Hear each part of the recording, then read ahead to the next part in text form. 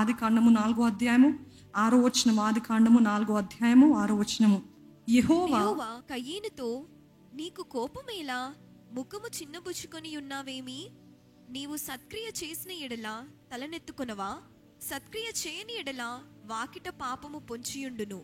నీ ఎడల దానికి వాంఛ కలుగును, నీవు దానిని ఏలుదు అనెను.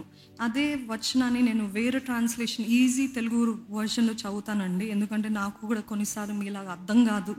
అందుకని ఈ వచనము అదే ఇంకో ట్రాన్స్లేషన్లో చదివినప్పుడు, ఎందుకు కోపగించున్నావు, ఎందుకు రుసరుసలాడుతున్నావు, నువ్వు సరైనది చేస్తే నీకు ఆమోదము అంటే నీకు అభినందన కలిగిస్తుంది కదా, సరైనది చేయకపోతే గుమ్మములో పాపము పొంచి ఉంది. ఏముందంట పాపానికి? ఇంకోటి ఏంటిది సాదృశ్యము? అపవాది పొంచి ఉన్నాడు. దేవుడు కయీనుతో అంటున్నాడంట. దేవుడు ఇక్కడ సిచ్యువేషన్ ఏంటిదంటే, కయీను ఏబేలు అర్పణలు తెచ్చాడు. దేవుడు ఏబేలు ఒక అర్పణను అంగీకరించాడు, కయీను యొక్క అర్పణను అంగీకరించలేదు.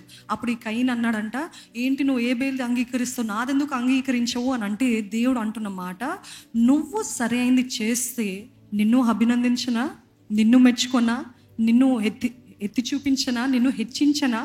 ఏబేలు కరెక్ట్ చేశాడు కాబట్టి నేను ఆయనది అంగీకరించాను. నువ్వు సరైనది చేస్తే నిన్ను కూడా అంగీకరిస్తాను. ఈరోజు చాలా మందికి కుళ్ళు, అసూయ, ద్వేషం. ఎందుకంటే ఒకళ్ళు అలాగా పైకి వెళ్ళిపోతున్నారు, వారు ఏది చేసిన సఫలత ఉంది, వారు ఏది చేసిన ముందుకు ఎందుకు అంత అంటే, వారు they are fighting their emotional battles every day. అంత ఈజీగా ఎవరు ఈ స్థానంలో ఉండరండి. ఏ స్థానంలో ఉన్న ఎవరైనా మీరు చూసినట్లయితే వారు ఈజీగా ఆ స్థానంలోకి రావాలి. ఇప్పుడు మాట్లాడాలంటే చాలా సులభంగా ఉంది, విమర్శించాలంటే చాలా సులభంగా ఉంది. కానీ ప్రతిరోజు ఆ భావోద్వేగాలతో, ఆ ఎమోషన్స్ తోటి ఫైట్ చేస్తూ నెట్టుకుంటూ వెళ్తున్నారు. కాబట్టి దేవుడు ఆ స్థానంలో ఉంచాడు. మనలాగా ఎమోషనల్గా దాడి చేయబడినప్పుడల్లా నా పని అంతే అని మూల కూర్చుంటే వెళ్తారంటారా? అసలు కొనసాగించబడతారా? ఈరోజు దేవుడు అంటాడు మీతోటి, ఎందుకు వారిని చూసి ఈర్చపడుతున్నావు, ఎందుకు వారిని ద్వేషిస్తున్నావు, ఎందుకు వీరు ఇలాగ ఉన్నారు, వారు అంతగా వారు ఆశీర్వదించబడుతున్నారు ఎందుకు అంటున్నావు? నువ్వు సరి చేస్తే, నువ్వు కూడా సరిగ్గా ఉంటే నేను నిన్ను ఆశీర్వదించనా, నిన్ను బాగు చేయనా?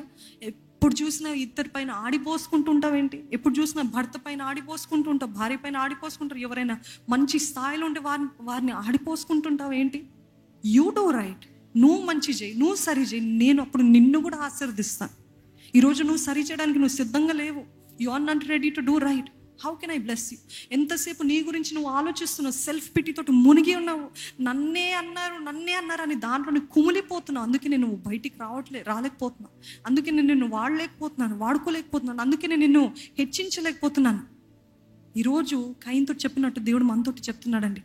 ఇంకెంతకాలం అదే ఎమోషనల్ వూండ్స్ తోటి, ఆ ఎమోషనల్ మానసిక గాయాల చేతనే ఇంకా కొనసాగిస్తారు జీవితం అంతా. చాలామంది మాట్లాడుకోరు కుటుంబాలు, బంధువులతోటి. ఎందుకు అంటే ఎప్పుడో ఒక రోజు వారు బంధువులు ఏదో తేడాగా మాట్లాడారంట, ఏదో నొప్పించే మాట మాట్లాడారంట.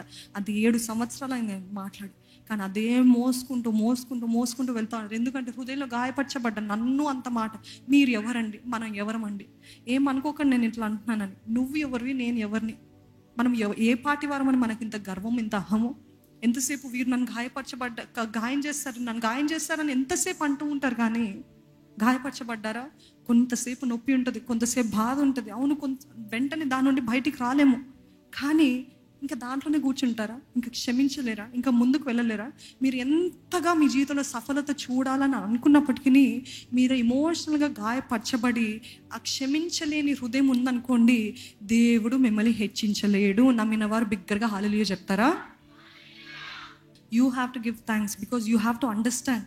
ఎస్, అవును, నేను జీవితంలో ముందుకు వెళ్ళలేకపోతున్నాను అంటే వారిది కాదు, నా తల్లిది కాదు, నా తండ్రిది కాదు తప్పు. నేను క్షమించలేని హృదయం ఉంది.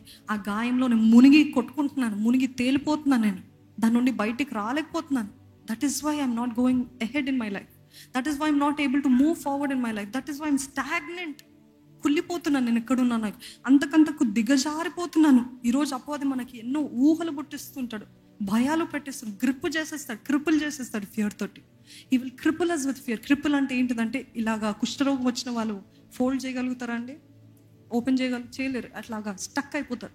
అట్లా స్టక్ చేసేస్తున్నాడు. ఎందుకు అని అంటే ఎమోషనల్గా మనం హృదయంతో ఆ మనస్సుతో ఆలోచించాల్సింది హృదయంతో ఆలోచిస్తున్నారు. జ్ఞానము, వాక్య జ్ఞానం చేత ఆలోచించాల్సింది హృదయముతో ఆలోచిస్తున్నాం, శారీరకంగా. అందుకే నేను రోమిల్కి రాసిన పత్రిక 8వ అధ్యాయం చదవం కదా ఇందాక, ఆత్మానుసారులుగా కాక శరీరానుసారులుగా ప్రవర్తిస్తున్నారు ఏంటి మీరు? ఆత్మానుసారమైన బ్రతుకు జీవానికి నడిపిస్తుంది అంట అండి.